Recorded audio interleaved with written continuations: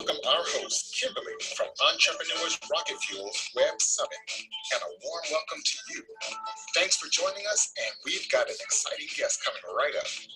Kimberly, take it away. Well, hello, folks. It's Kimberly Hauptscheid from Entrepreneurs Rocket Fuel and the Passive Income Web Summit. I'm excited. We have Stacy back. She is coming to talk to us about apartment housing, multifamily housing. We're very excited to have her back and be able to tap into this resource.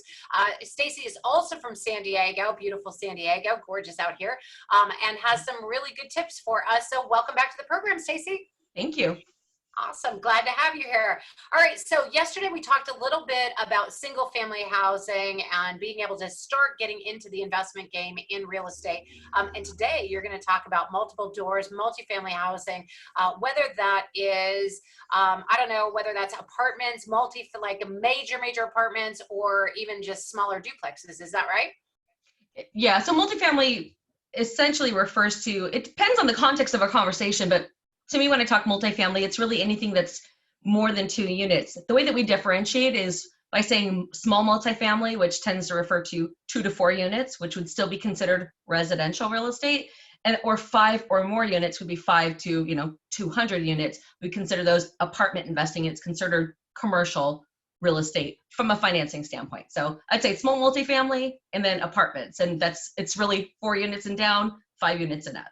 Got it. Okay, cool. All right. So tell us a little bit about how you have gotten into multifamily and how it has propped up your passive income streams. Sure. So I've been investing since 2003, and pretty much in the first year, it was in 2004, I started immediately with getting into duplexes. I did a lot of like fixer-uppers and would get them rented and then refinance them. And so I started off pretty early in my career getting into multifamily. When I started a property management company in 2004 to 2006, it was in Detroit, and my clients, many of which were from California, would be like just jaw dropped by the prices there and how low they were compared to they would buy these 20, 30, 40 unit buildings because they seem so cheap. So how could you go wrong? And they'd say, okay, here, I want to manage them. So I was running a property management company and investing. And the thing that I learned really quickly is, wow, buying a multifamily building, like you better like, know what you're doing going in. But my clients didn't. So I had to learn really quickly how to take something that was a disaster from a performance standpoint and really turn it around into something that was on systems. And every month, like the tenants knew what to expect. They knew when their rent was due. They knew how to ask for something to be fixed, like everything. So I learned back in those couple of years how to do, they call it a value add. Now, I was always calling them management turnarounds because I was on the management side. But yeah, so I learned how to basically take underperforming buildings back then and turn them into performing. And the thing about apartments and multifamily in the 5+, the value of that real estate is based on the net income or the net operating income of the building. So your ability to go in and improve the management and improve the revenue and lower the expenses and increase the net income has a direct impact and a very large impact on the actual value. So that was where it all started for me. And I just have a passion for doing it. First of all, it's just fun. It's fun to increase the value. It's fun to turn something that's not performing into something that is. So that's kind of where it started for me. And then, we've done performing buildings, we've done underperforming, we've done value add, we've just done regular buy and hold. So a little bit of everything. And I don't know, it's fun to have all those different rents coming in because it helps to spread the risk compared to like if you work for someone and you have a paycheck coming in, that's nice and it seems secure. But your entire ability to live is relying on one company or one person making the right decisions to keep the company going. Absolutely. And when you're multifamily, you have a lot of different people paying rent and all of their employers paying them to pay you. So it helps to hedge the risk of just your financial risk. So I like multifamily for that reason. Well, I love that you came into this world sort of from the property management side, so you could see some of the bumps and bruises that people were taking and be able to come around the other side of that and be like, all right, when I'm investing in my property, I'm going to make sure that I choose properties that are X, Y, and Z, tenants that are X, Y, and Z, you know, in neighborhoods, and this particular neighborhood, it doesn't do well. In this particular neighborhood, it does. What did you learn from being a property manager that changed how you showed up when you were a landowner? Well, I Or was property. already, yeah, I was already investing when I started my property management Okay. company. So I came at the property management company standpoint from the investor standpoint, but then I was like, wow, there's so much more to being an investor than just what I had thought, because now I was dealing with bigger properties than I had purchased so far. But definitely one of the biggest lessons that I learned from the property management standpoint that I've carried forward with me in all of my investing is, um, now this is when it's already performing. There's a whole process that you have to go through to create a performing asset out of something that was not. But once it's performing, one of the biggest shifts I made very quickly was strict rent collections. And we talked about this a little bit yesterday, but is having a process in place, like rent is due on the day it's due, and you have whatever grace period you have. And once that passes, that very next day, the notice to pay or quit goes out. And when you establish that kind of cadence with your tenants, they know there's no wiggle room. Like, it's okay for you to call and say, I'm going to be late. I'm like, okay, I appreciate that. There's going to be a late fee, but there's also going to be a notice to pay or quit. So if you see that come out, then just know the process has started. Obviously, if you can get your rent taken care of before we hit the time we would go to court, we don't want you to move. We want you to stay, but the process is starting regardless. And that way, if someone was just BSing us, frankly, about their excuse and they were just going to not pay, we've already started the timeline. But it sends the other message, like, we're not messing around. Like, this has to be your highest priority. Absolutely. And I think that sometimes people do need a few extra days, but they sometimes feel that those few extra days just got, like, maybe they just forgot, and now they're regularly paying on the 6th, or they're regularly paying on the 10th. And that 7 days warning is like, no, in 7 days, that's it, right? So it's totally fine that you didn't pay on the 5th. I mean, not totally fine, but I got that you didn't pay on the 5th. Maybe you need a few extra days. You got 7 days before you need to be out. Now, it's different in different states and different rules. There are some that are more tenant friendly, some that it might take you forever to get a tenant out, but making sure that you're consistent. We talked about this yesterday, consistent with everybody and not just doing somebody a favor because you like them, but across the board, you put that notice on every single time and give them the appropriate warning. And maybe they did just need a few extra days. Maybe something happened and they, I don't know, caught a cold and didn't have access to their laptop to pay you. I have no idea, but sometimes it does happen. And giving them that notice and letting them know, no, seriously, we need to get this knocked out, is as long as you're consistent with it and it's not personal, then I think it's fair across the board. Yeah, and the thing when you're, and not that I want this whole thing to go down the route of eviction, but you know, those in some markets it's 10-day notice to quit. Some it's a 5-day notice. So depending on what market it's in, that notice just creates the timeline that allows you to go and file it in court. And even then, as long as the tenant pays it off plus their court fee, whatever you incurred, like, they don't have to leave, they can still stay. But it puts you in a position that if they don't get caught up, you're not now starting from scratch 25 days into it, because the timeline, it takes as long as it takes. In some markets, you can get someone out in, 45 days. In some markets, it takes a really long time. So you need to start the process as early as possible. And of course, if they end up paying, cool, then we'll just cancel it all, but they do have to pay. So I think that was just the biggest thing, is making sure that that the message is sent. Like, I will do my part by making sure that you have a clean, safe, functional home, that it's repaired when there's an issue. Your part is to pay your rent on time. But if you don't, this is the process, and we don't want you to leave, but you can't stay if you're not paying. And just being, it's like loving, it's like hard. It's just, these are the rules. Don't put your nails and your new rims at a higher priority than your rent, because it doesn't fly here. If your rent isn't paid, then we start the process. Got it. It's just really consistent. Okay.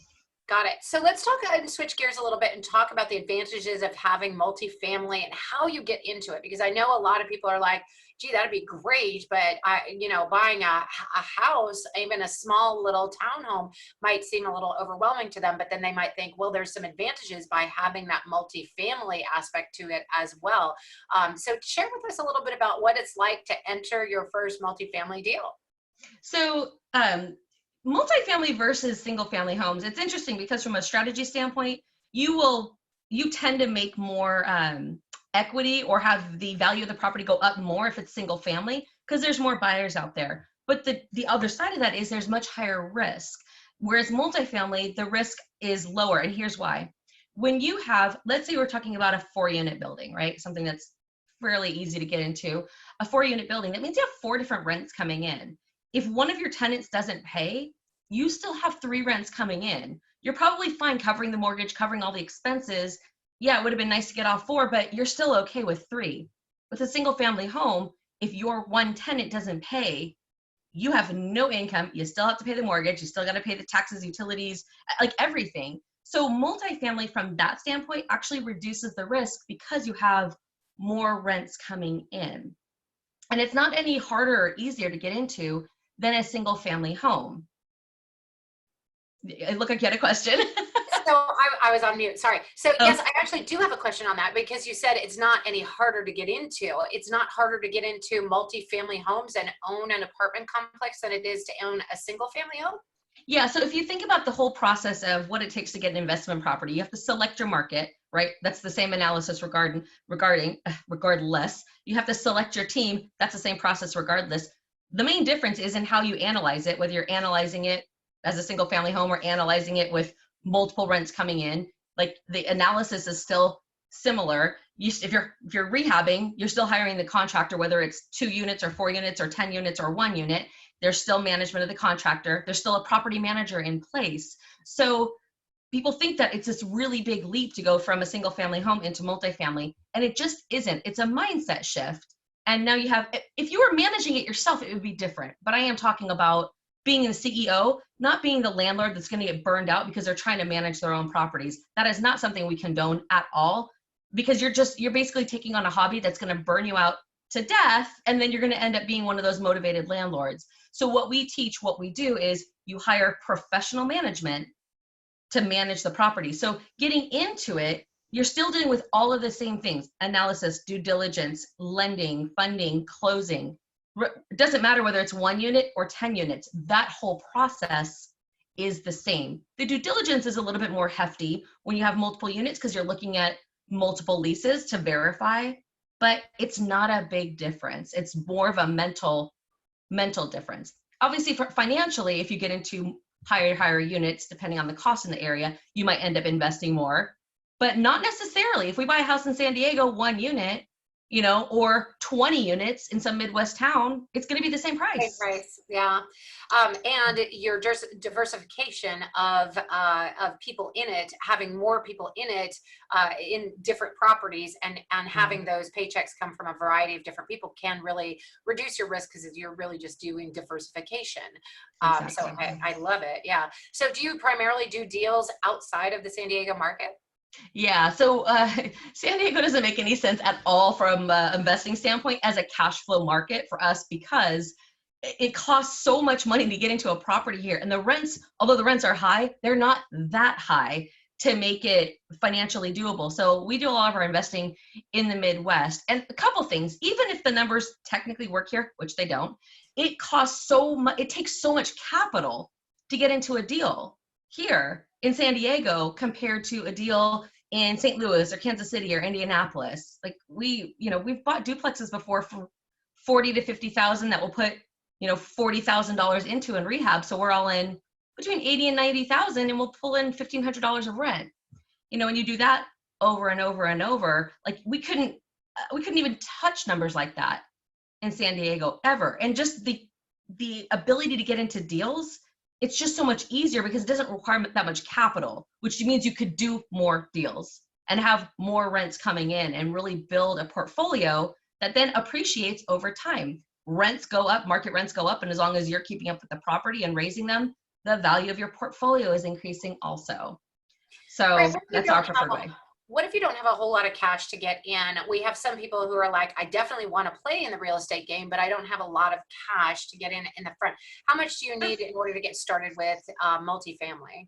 Well, you don't need to have anything to get started, but let me qualify that statement.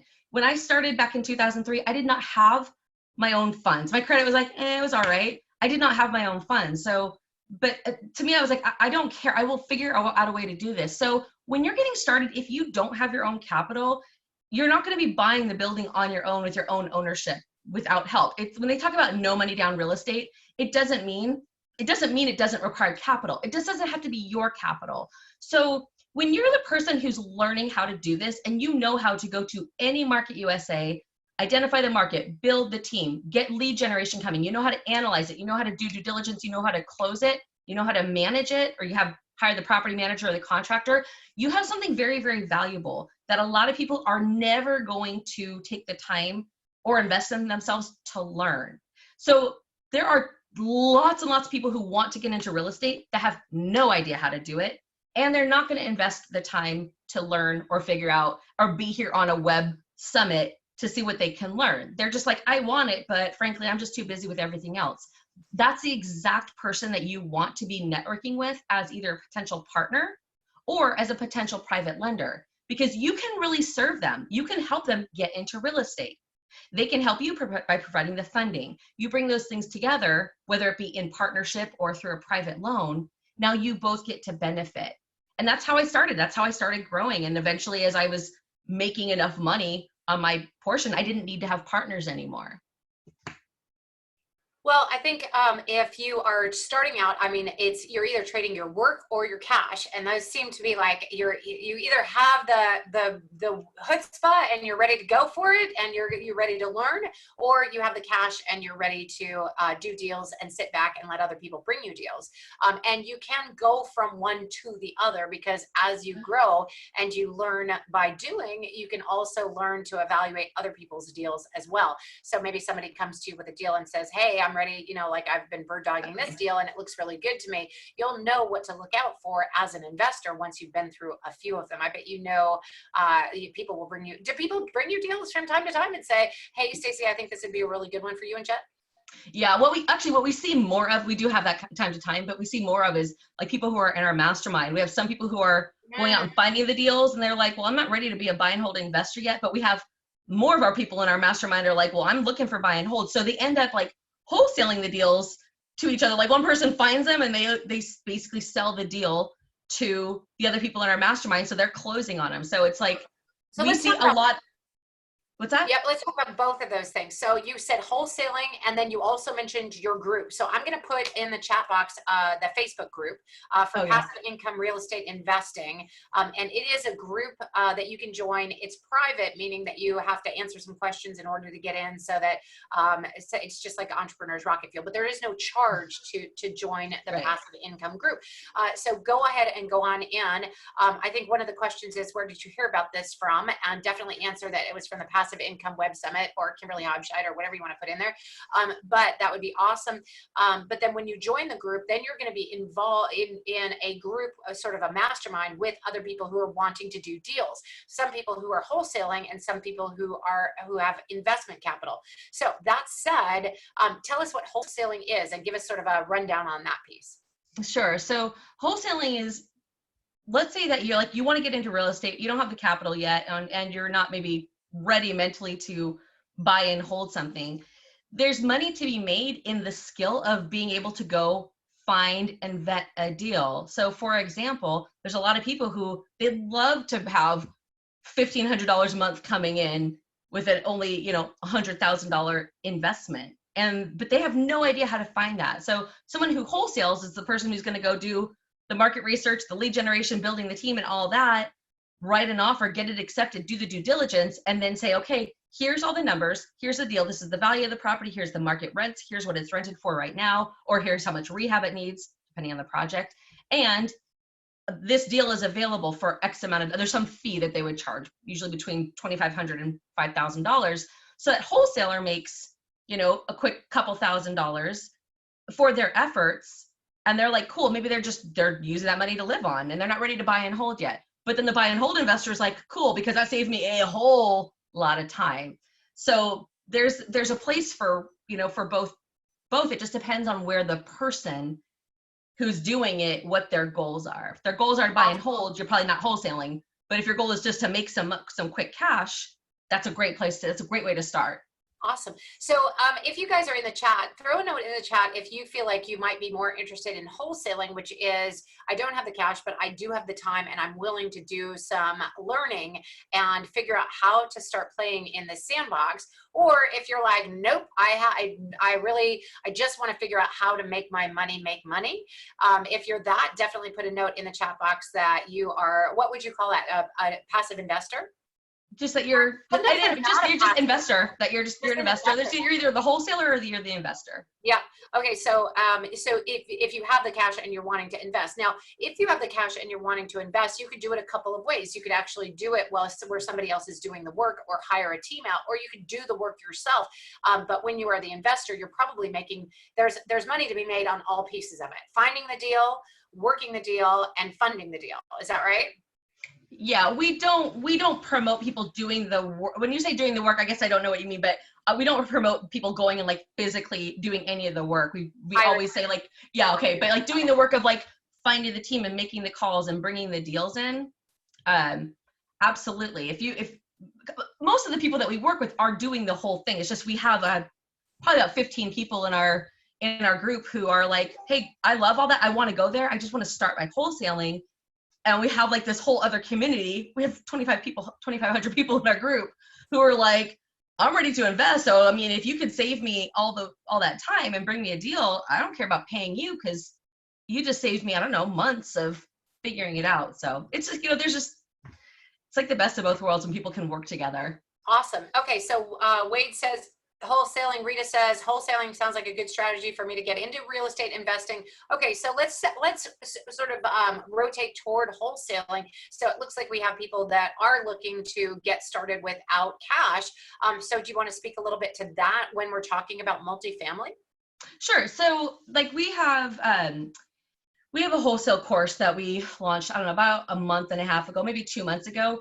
And one of the things I told everybody when we launched that, I was like, look, there's so many people who teach wholesaling in a model that you kind of have to be where you're wholesaling. Well, first of all, that model doesn't work in San Diego when the prices are so high. So I'm going to teach you how to do something different, which is you have to go find the people who are interested in cash flow, because you can go find cash flow properties all day long. They don't even have to be discounted. They just have to work for that person. And your job is to go find that deal, build that team, find the deal, vet it, and connect it with that buyer. And so our approach to wholesaling is it's all virtual. We call it remote wholesaling. You don't have to leave your house to do it. You're not putting up signs and driving around looking for fixer-uppers or talking to desperate sellers. Like, we don't teach any of that. First of all, it's been taught to death, and it's so competitive and it's expensive. People are sending letters and skip tracing, and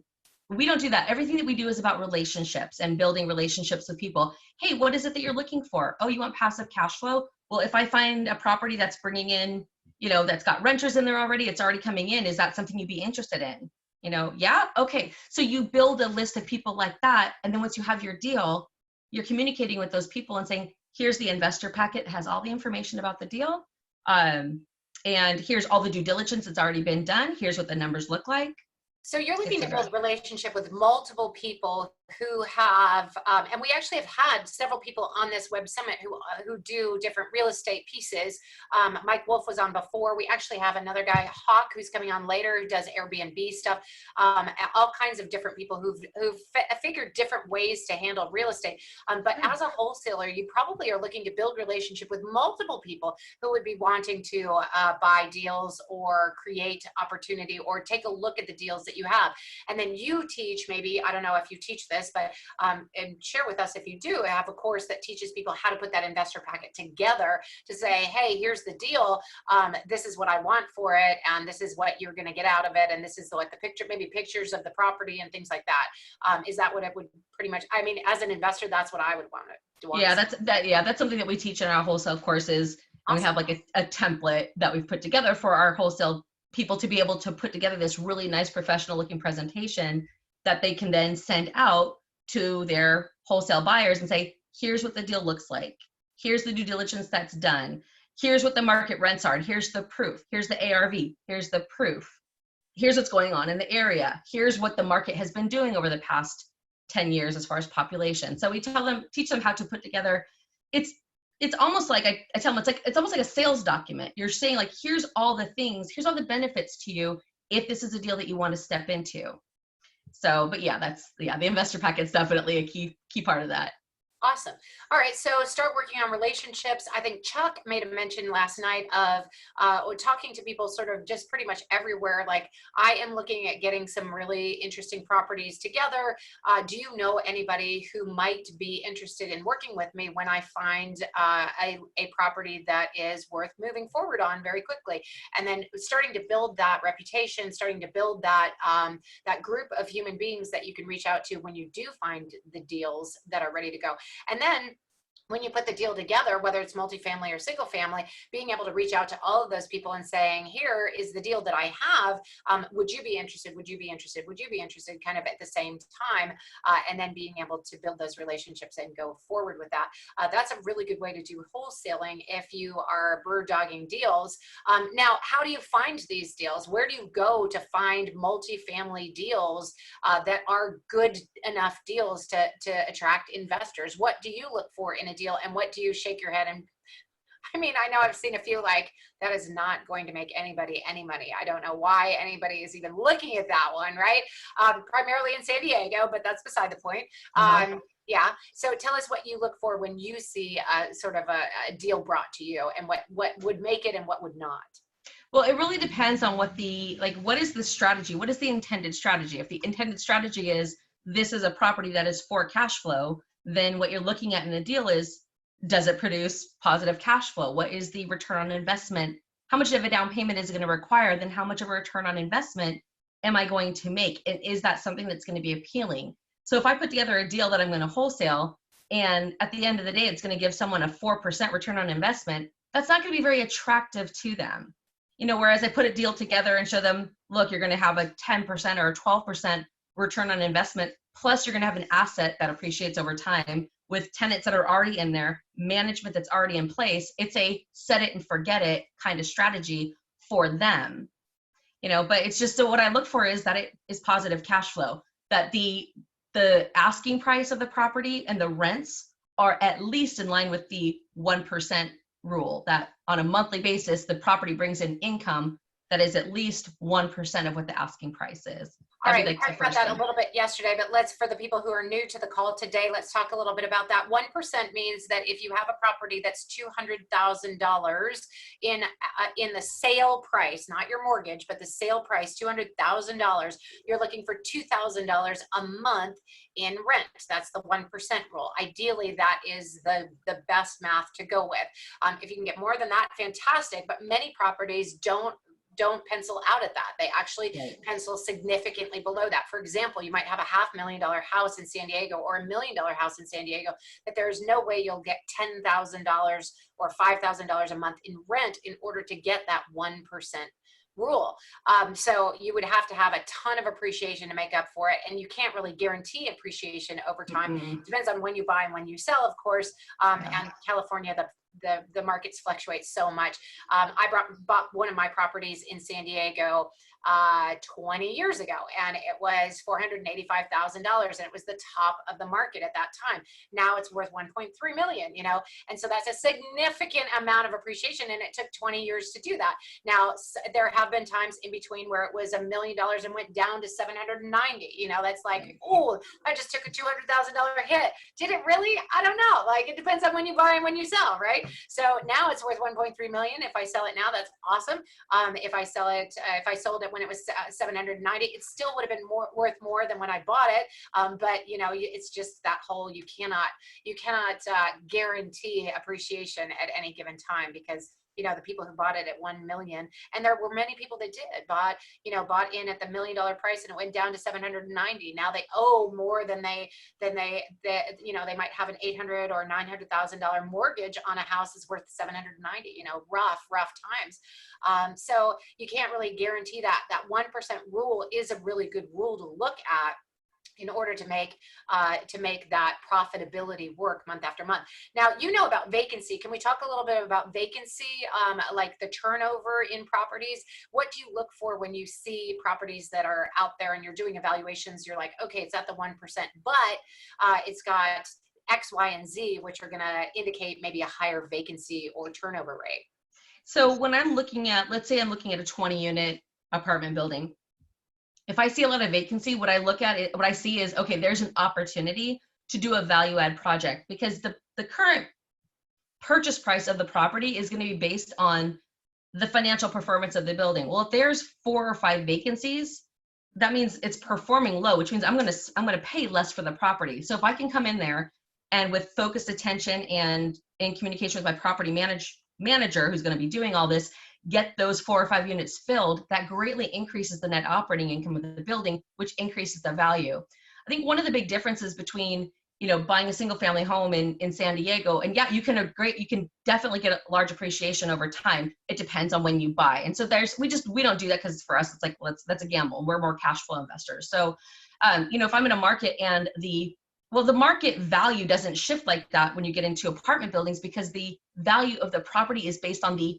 performance of the property. So if you let your property just fall apart and you're not, operating it, well, then the value will go down. But it's less driven by the ups and downs of the real estate market.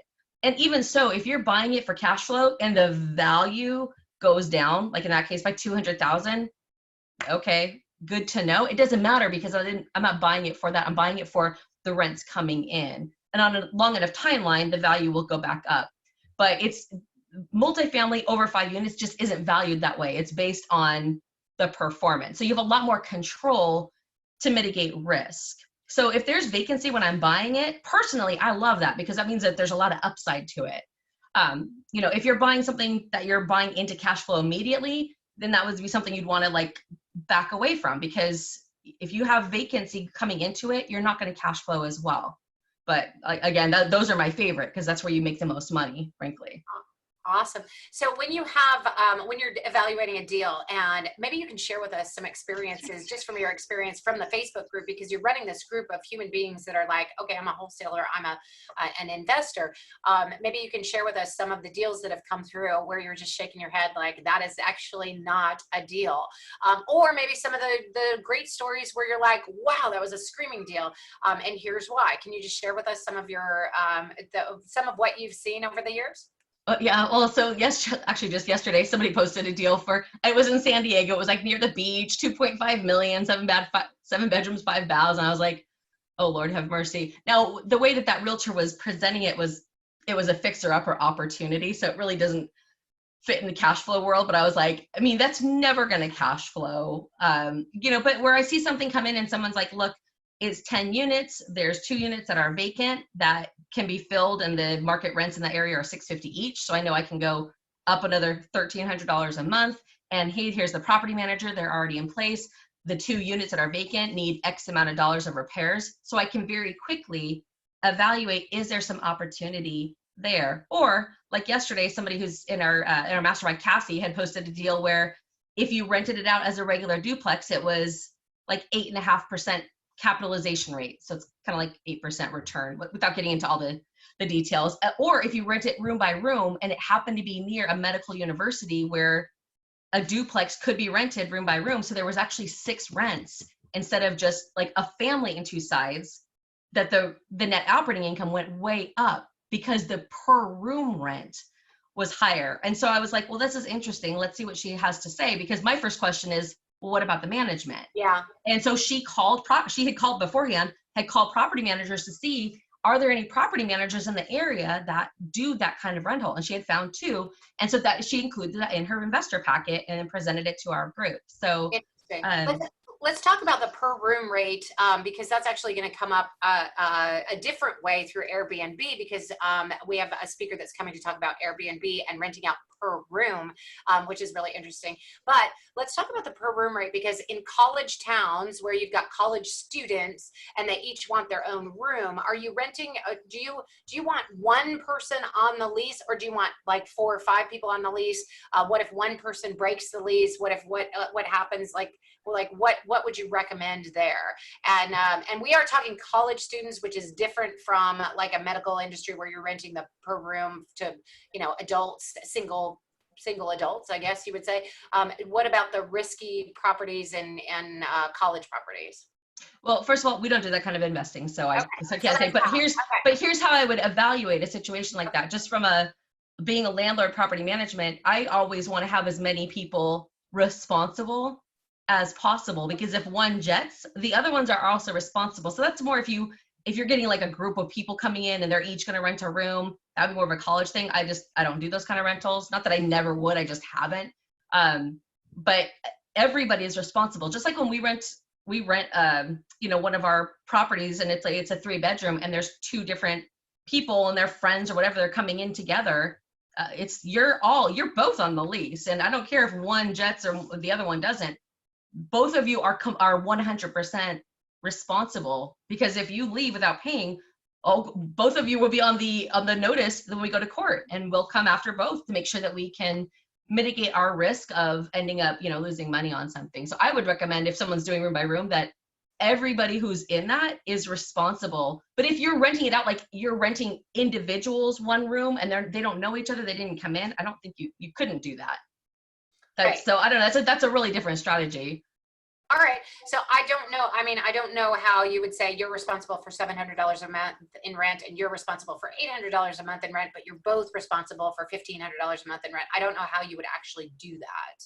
But I don't think you could. You'd have to say the rent is $1,500. However you guys split it up, I really don't care. But that's when people are coming in to rent a place together. I think what she was presenting was, here's an opportunity to rent 3 different living spaces to 3 different people. In that case, it would be each person is only responsible for their own lease. So that's not something we've done before, but I was like, oh, that was an interesting spin. And she presented it both ways. So she said, here, you could do it as a regular duplex, 3-bedroom, 1 bath, really nice area, or because of its proximity to this, I think it was a medical school. So they are students, but they're like medical students. So, not your average crazy wild teenagers, that there would be the opportunity to rent it out per room. But she was like, look, here's the 2 different ways. Here's the way the numbers would work. You could rent it either way. They're both profitable.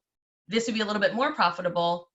And if you decide to do that, I have a couple of managers who specialize in that kind of rental. So it was almost like what she did was she looked at it from the standpoint of the investor and sought to handle all of their objections that they might have or their concerns ahead of time. She had 4 different contractors walk the property and give bids on what it would cost to renovate it at what level to attract what kind of tenant. So she thought about, what is it going to look like from my buyer standpoint, and let me put everything in place to answer those questions for them so they don't feel like they have to go do more due diligence. So it was just really well thought out and put together. So that was kind of cool. All right, I like it. So let's get back to a little bit about how people can work with you. Like if they are ready to move to the next level, the first level of engagement would be just please join their Facebook group, which I think Mercy just actually put our Facebook group on there. Join our Facebook group too. If you are interested in getting any of the replays, they're awesome. And join this Facebook group that I just put in. I think that went out to everybody. Click on it, make sure that you can get it. You should be able to go straight to Facebook and then maybe answer some questions so that you can get into that Facebook group. But join the Facebook group and then begin. What would they do? Just begin interacting? Do they start to get information from you? What happens next? So when people come into our group, so our group really is about, like, we do a lot of education. So there are some people in our group who are really experienced. A lot of the people in the group are new to newer. So we do a lot of like free classes and free webinars and things like that to start laying a foundation so that people can kind of get an idea of where they want to focus or what they want to learn. And that's just part of us nurturing our community and educating our community and making it a place people want to come spend time. When we have people who are like, okay, I want to learn to do this, but I don't really want to just try it out and lose $15,000 figuring it out. So I really want to be educated first. Then we have programs for that. We do like group coaching, and that's called our mastermind. So the people come in and they're getting coached every week, and they have the course that they have access to. anyway, so when someone's ready to start investing and they don't want to just do school of hard knocks, let me figure it out on my own.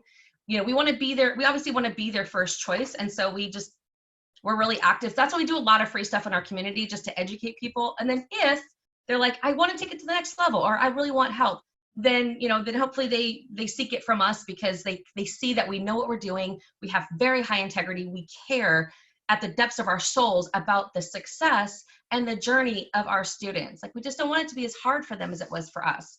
Everything for us was so difficult. Like, it took so much to learn, and it was hard to get information. And anyway, we just want a different experience for people. So if they decide, I want to get educated, we obviously want to be their go-to. So we just do a lot for free so that people feel like they know us and trust us, and when they're ready to move to the next place, hopefully they come to us and not just, some random place. And there are so many mistakes you can make with real estate: buying in the wrong location, not knowing about the local laws. I just had one person say that they, actually I was on a 3-day event last weekend, and we were talking about doing a group home, but this was actually for foster kids, doing a group home in Jacksonville. And they said they had to move to Orlando. And I said, why is that? They said, well, there's fire laws in Jacksonville that say if you have 4 or more people in a house, that you have to have a sprinkler system. And this particular thing didn't have a sprinkler system. And I couldn't understand what she meant by sprinkler system, but it was the fire sprinkler system, not like outside, right? I just didn't catch it right away, but then eventually I was like, oh yeah. So it's important to know your local laws, and having a group or a mastermind or a coach or somebody who can take you through the trials and tribulations of it and steer you away from making huge mistakes is really, really, really key and important.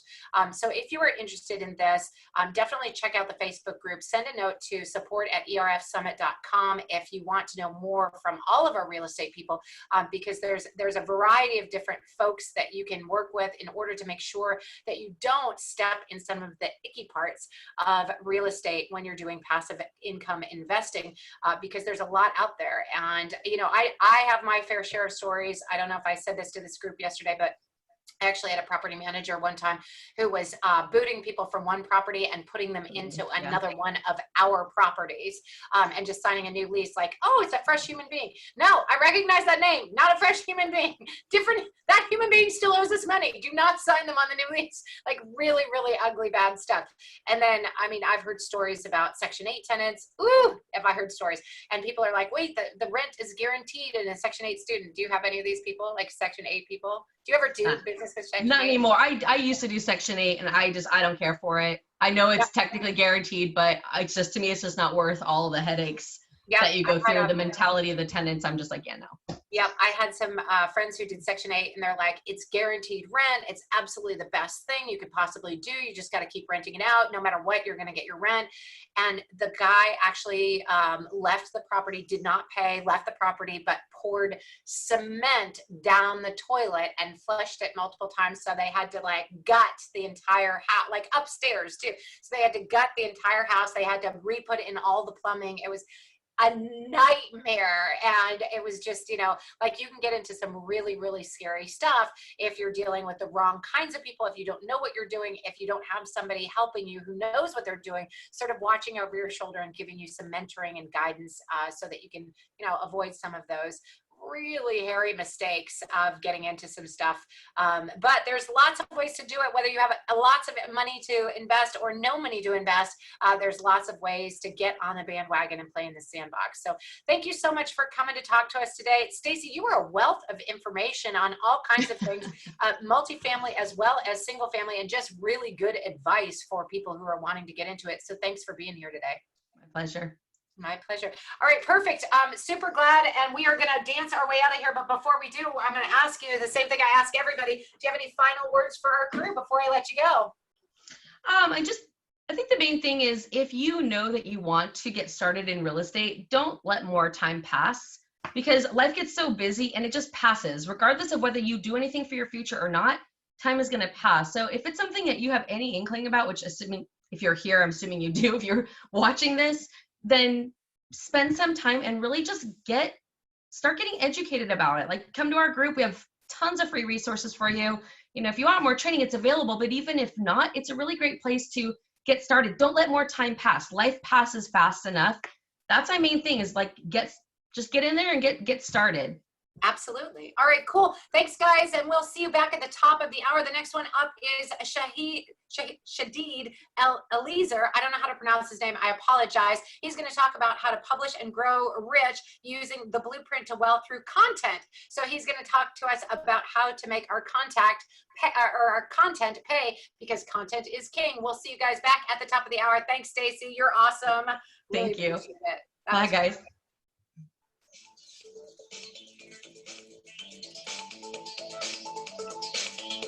That was an amazing expert. We're here with Kimberly, who is the rocket fuel for entrepreneurs. She's on a mission to help you launch your business to new heights. Nobody lives out loud better than Kimberly.